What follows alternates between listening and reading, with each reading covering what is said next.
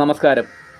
ആരോടൊക്കെയാണ് ഇടപഴകേണ്ടത്, ആരോടൊക്കെയാണ് അകലം പാലിക്കേണ്ടത് എന്ന നിലയിൽ ഇതിനു മുമ്പൊരു വീഡിയോ ചെയ്തിരുന്നു. എൻ്റെ ചില സുഹൃത്തുക്കൾ അതിൽ ചില സംശയങ്ങൾ ഉന്നയിച്ചു. എല്ലാവരും വേണ്ടപ്പെട്ടവർ എന്ന നിലയിൽ നാം അവരോടൊപ്പം സഞ്ചരിക്കുമ്പോൾ ഇതിന് ആരോടൊക്കെയാണ് മൗനം പാലിക്കേണ്ടത് എന്നെങ്ങനെ തിരിച്ചറിയാൻ സാധിക്കും? വളരെ ജെനുവിനായിട്ടുള്ളൊരു സംശയം തന്നെയാണ് അവർ ഉന്നയിച്ചിട്ടുള്ളത്. ഒരു തീനാളത്തെ തൊട്ടു നോക്കി അത് പൊള്ളിക്കും എന്ന് തിരിച്ചറിയും പോലെ. ഇതിൻ്റെ ചില ലക്ഷണങ്ങളെ പറ്റിയാണ് നാം ഇന്ന് പറഞ്ഞു വയ്ക്കുന്നത്. നമ്മുടെ തെറ്റുകുറ്റങ്ങൾ നമ്മളോട് പറയാതെ മൂന്നാമതൊരാൾ മുഖാന്തരം നമ്മളെ അറിയിക്കുന്നവർ, ഇത്തരക്കാരോട് തീർച്ചയായിട്ടും നാം മൗനം പാലിക്കേണ്ടതുണ്ട്.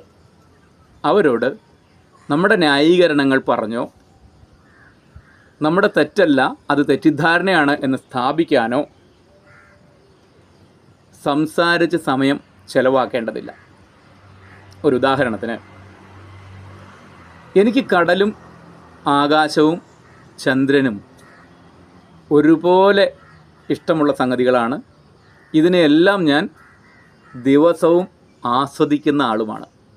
എന്നാൽ ഒരിക്കൽ കര എന്നോട് വന്ന് പറഞ്ഞു, നിൻ്റെ കുറേ പോരായ്മകൾ ചന്ദ്രൻ ആകാശത്തോട് പറഞ്ഞു കൊടുത്തു, അത് ആകാശം എന്നോട് പറഞ്ഞു, ഇത് ഞാൻ രഹസ്യമായി നിന്നോട് പറയുകയാണ്. ഇവിടെ ഞാൻ ചിന്തിക്കേണ്ടത്, ഞാൻ എന്നും ആകാശത്തെയും ചന്ദ്രനെയും കടലിനെയും ആസ്വദിക്കുന്നു.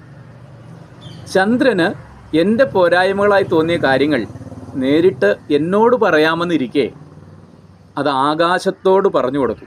ചന്ദ്രൻ്റെ പറച്ചിലിൻ്റെ പോരായ്മ കൊണ്ടായിരിക്കാം, അല്ലെങ്കിൽ ആകാശത്തിൻ്റെ വ്യാഖ്യാനത്തിനുള്ള കഴിവുകൊണ്ടായിരിക്കാം ഈ സന്ദേശത്തിൽ ചില ഡിസ്റ്റോർഷനുകൾ അല്ലെങ്കിൽ ചില വ്യതിയാനങ്ങൾ സംഭവിക്കുന്നു. ഇത് ആകാശം കടലിനോട് പറഞ്ഞപ്പോൾ ഇതേ വ്യതിയാനങ്ങൾ അല്ലെങ്കിൽ മറ്റൊരു തരത്തിലുള്ള വ്യതിയാനങ്ങൾ അവിടെ വീണ്ടും സംഭവിക്കുന്നു. ഇത് കടൽ വന്ന് എന്നോട് പറയുമ്പോൾ ഒരുപാട് വ്യത്യസ്തമായ രീതിയിൽ ഇത് എന്നിലേക്ക് എത്തുന്നു. ഇവിടെ ഞാൻ ചന്ദ്രനോടോ ആകാശത്തോടോ പ്രതികരിക്കാൻ നിന്നാൽ എന്താണ് ഫലം? അവിടെ നമ്മൾ മൗനം പാലിക്കേണ്ടതുണ്ട്. അവർ ഗസ് ചെയ്യട്ടെ, അവർ ജഡ്ജ് ചെയ്യട്ടെ, അവർ തെറ്റിദ്ധരിക്കട്ടെ, അതെല്ലാം അവരുടെ കാര്യങ്ങൾ. അവരോട് സംസാരിക്കുവാനായി, അവരോട് നമ്മുടെ ന്യായീകരണങ്ങളും ന്യായവശങ്ങളും പറയുവാനായി ഒരു സെക്കൻഡ് സമയമോ ഒരു കാലറി ഊർജമോ ചെലവാക്കേണ്ടതില്ല. അതിനു പകരം നാം നമ്മോട് സംസാരിക്കാൻ ശ്രമിക്കുക, നമ്മുടെ മനസാക്ഷിയെ ബോധ്യപ്പെടുത്താൻ ശ്രമിക്കുക. അങ്ങനെ നമ്മോട് സംസാരിച്ച് നമ്മുടെ സത്യങ്ങളും ന്യായങ്ങളും മുറുകെ പിടിച്ച് മുന്നോട്ട് പോവുക.